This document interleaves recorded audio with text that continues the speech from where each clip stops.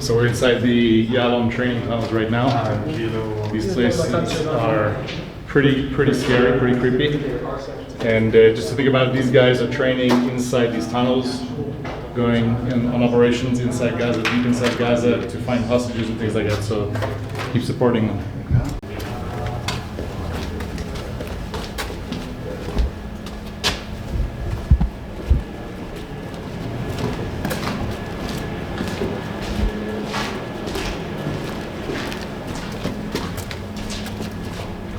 Been in the AT unit for like the past 5 years now. Started my 6th year. Anyway, so that's our northern tunnel training facility. It mostly focuses on, like training for operations in Lebanon and Syria, rather than, the Gazan tunnels, which are more constricting, more smaller. I've been informed you've been there already, so you've kind of seen the difference and felt it, on your own skin.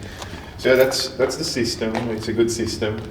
You got all the junctions and the intersections which you may find in a normal northern tunnel. Chief of them is the plus intersection. It's the most complicated one to open, but we've got it also here.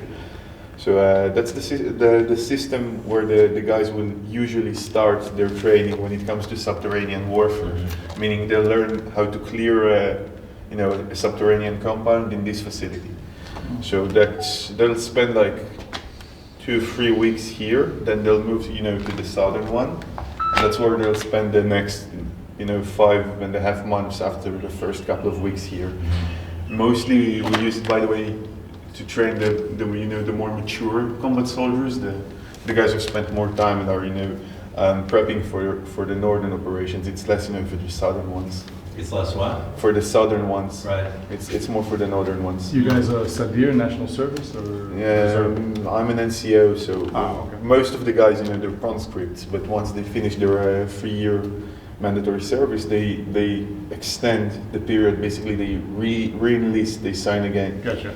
So I'm on my second or third re-enlistment now. Oh, because Israel's military, it works completely different to how most NATO militaries work. So our NCO corps is pretty young. I mean, I'm almost like a master sergeant, which like in the U.S. military, it wouldn't come before you're like 30 years old, and even then, it's not always. It's really different.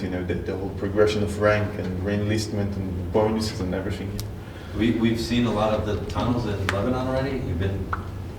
The unit's been working down there already, or not? Well, yeah, it has seen quite a lot, but because it's a little different than Gaza. Because if it's just like if we know that there's a tunnel system in Lebanon, we have no.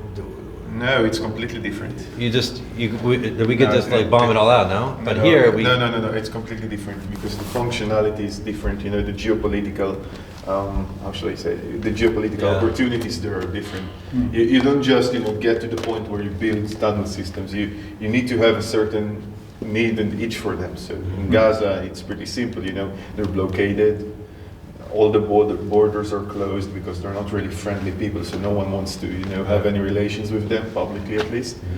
So they have to get new stuff smuggled in somehow.